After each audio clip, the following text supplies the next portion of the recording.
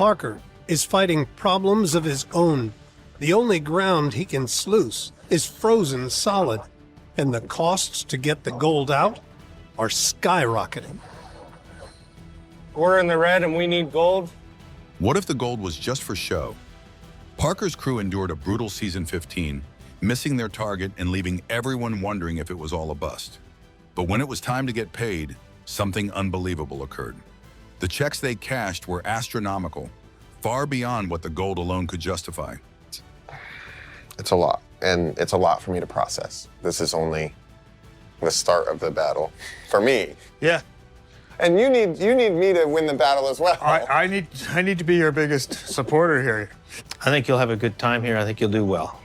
So where did all that extra cash come from? The truth lies in the show's hidden economy and Parker's secret financial playbook. We're about to reveal the jaw-dropping numbers and the real reason Parker's crew always wins, even when they lose. When millions aren't enough, season 15 was supposed to be Parker Schnabel's victory lap. The young gun of the Yukon set an absolutely insane goal of 10,000 ounces of gold. Let's put that into perspective.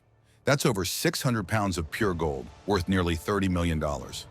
It's the kind of target that makes legends. But as they say, the Yukon always has other plans. From the jump, things went sideways. The weather turned nasty, the permafrost was thicker than a concrete wall, and the multi-million-dollar machinery seemed to break down if someone so much as looked at it wrong. Already? Oh, yeah. It's just, Man, that's pretty wild for that thing to pop like that. yes. Yeah, broke the eye right off the end of it. Yeah, it broke right up.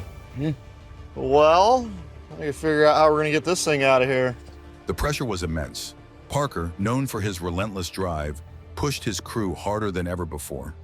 We're talking 16-hour workdays, 7 days a week for months on end. This isn't your typical 9-to-5 job. It's a grueling, soul-crushing marathon with no finish line in sight. It's funny when you think about it. Most people complain about an 8-hour shift, but these guys are out there in freezing mud for double that, with no weekends off. The dream of 10,000 ounces quickly became a nightmare, and Parker had to make a tough call. He cut the goal down to a more realistic 8,000 ounces. Even with the lowered expectations, the struggle was real. Every day was a battle. A single breakdown on a wash plant like Big Red or Slucifer could cost them tens of thousands of dollars in lost time. The crew was running on fumes, physically and mentally drained. They were giving it their all, but the gold just wasn't showing up in the quantities they needed. In the end, after all the blood, sweat, and mud, the final weigh-in was a gut punch. They had mined 6,837 ounces. That's a mountain of gold worth a staggering $18.3 million. Thanks, Tony. Thanks, Tony. Yeah. It should be a busy place down here this year if we get through all that ground. Yeah. Especially once you get Slucifer going, this place gets hopping. Keep up the good work. Thanks, guys. Thanks for coming back this year, too. To anyone else, that's a wild success. But for a crew that had been chasing a much bigger number, it felt like a failure. For the first time in 14 straight years of mining, Parker Schnabel had set a goal and missed it. The look on their faces said it all. They were beat. But what they didn't know was that the real payday was about to make this failure feel like the biggest win of their lives. But the gold count only told half the story. Cashing the checks from Hell's Acre. So after a season that pushed them to the brink, what does a payday for Parker's crew actually look like? This is where things get truly mind-blowing. Let's get down to brass tacks. An entry-level miner on Parker's team, someone who is just starting out, makes around $28 an hour. That already sounds pretty good, right? It's way more than many tough blue-collar jobs. But here's the catch. A typical work week under Parker is nearly 75 hours long.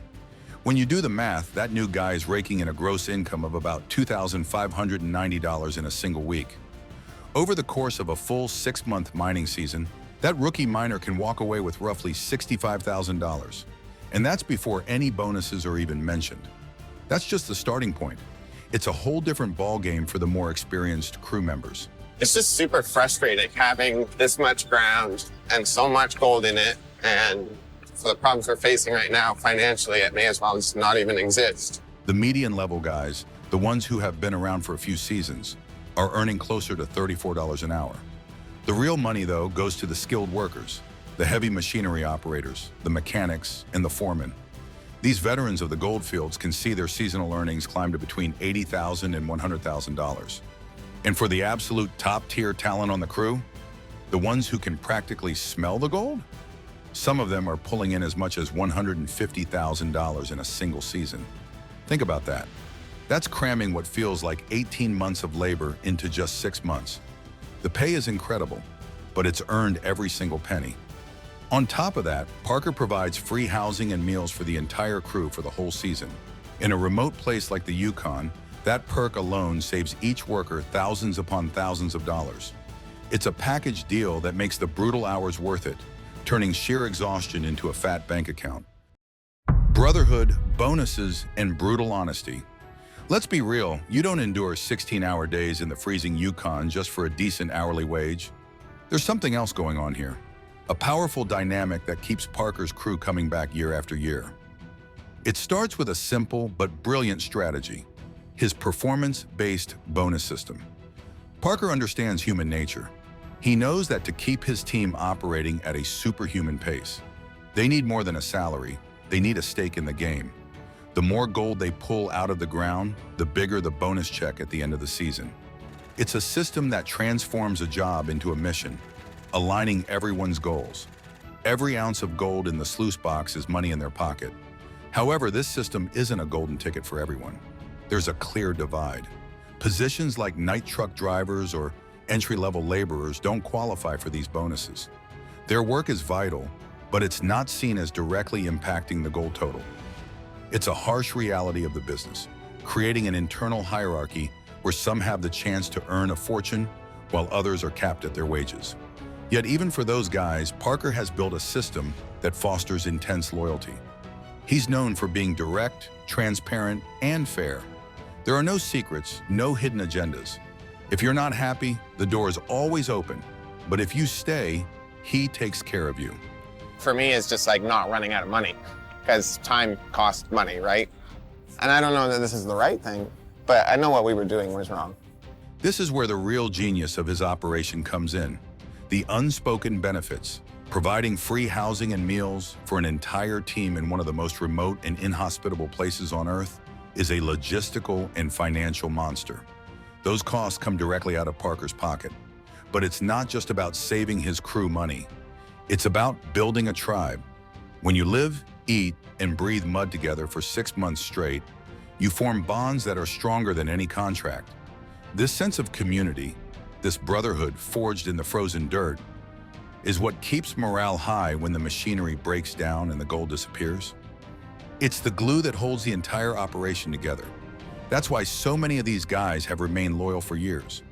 The paycheck is what gets them there, but the mutual respect and camaraderie are what make them stay. But even those huge salaries are just the tip of the iceberg. The secret TV paycheck that dwarfs the gold. Here is the secret that changes everything. The gold they dig out of the ground is only one part of their income. The real money machine is the television show itself, Gold Rush. Being on one of the most popular shows on the Discovery Channel comes with a paycheck that makes their mining salaries look like chump change. This is the ultimate wow factor that most viewers never even consider. Let's break down these absolutely jaw-dropping numbers. For the mine bosses like Parker Schnabel, Tony Beets, and Rick Ness, the payout per episode is estimated to be between $25,000 and $30,000. A typical season of Gold Rush has about 20 episodes. You do the math, Parker could be making over $500,000 a season just for being on camera. But it's not just the bosses who cash in. The supporting cast members, the familiar faces you see running the equipment and weighing the gold, can earn around $10,000 for every single episode they appear in. 152.3. Worth over $380,000, but falling short of what Parker wanted. Over a full season, a key crew member's television earnings alone could land somewhere between $200,000 and $600,000. This is on top of their already generous mining salary. It's an almost unbelievable amount of money. Of course, the bottom line is that not everyone gets the same deal. The veteran cast members who have been on the show for years, like Parker, command the biggest shares. Newcomers have to prove their worth before they can negotiate those higher rates. That's just how the entertainment business works. This secret income stream completely reframes the entire show. The pressure to find gold is still real because it drives the story, but the financial safety net from the show is massive. It explains why they can take such huge risks, like Parker's $15 million Dominion Creek purchase. They aren't just betting on the gold in the ground, they're betting on the drama that comes from chasing it. And for the TV network, that drama is worth its weight in gold. But what about Parker's personal fortune from all this? More than a miner. The CEO of gold, it's almost hard to believe when you take a step back and truly look at the trajectory of Parker Schnabel. He wasn't just the grandson of a legend, he was a teenager who took a family legacy and forged it into a gold-plated empire. But when did he truly become the mining powerhouse we know today? You have to look back to season 9, the year he didn't just meet expectations, he completely shattered them. Can you imagine pulling over 7,400 ounces of gold from the ground? That haul wasn't just a record, it was worth over $8 million. Our season total, because our gold's 7,000 ounces, 7,427.25 ounces. And from that moment on, Parker Schnabel simply refused to look back. But was that a fluke? A once-in-a-lifetime season? The very next year, his operation topped the $10 million mark. Even more telling, when the entire world ground to a halt during the global shutdown, Parker's crew didn't just survive, they thrived. They pulled in a staggering 7,500 ounces, translating to a jaw-dropping $14 million in revenue. The numbers are astronomical, but it leads to the real question. With all that gold coming out of the ground, what does Parker himself actually earn from it? Sources estimate that from the mining operation alone, his personal take-home pay sits somewhere between a hefty $600,000 and $1 million per season. But if you think that's the end of the story, you're only seeing one piece of a much larger financial machine. What about his massive television salary? You have to add that in, along with a whole portfolio of other income streams that make him more of a brand than just a miner. We're talking about lucrative sponsorships, merchandise sales, television royalties, and paid guest appearances. So what does it all add up to? All told, Parker Schnabel's net worth is estimated to be over $10 million, a fortune he built before he even turned 30. Now you might be sitting there wondering, is this even real? Does a crew truly get paid that much? Does a young man like Parker really command a multi-million-dollar operation and walk away a millionaire year after year? It's tempting to see the flashy numbers and think it's an easy path to riches. But if we stop there, we miss the single most important detail, the crushing weight of the risk. Every cent of the operation is on him. The fuel, the million-dollar machinery, the constant repairs, the land leases, and that massive payroll. It all comes out of his pocket first. If they have a truly catastrophic season, the crew still gets paid. It's Parker's neck on the line. That loyalty you see isn't just about money. It's a deep-seated respect for the man who bets it all every single year and has consistently found a way to win. It's a high-stakes gamble where the rewards are just as massive as the risks.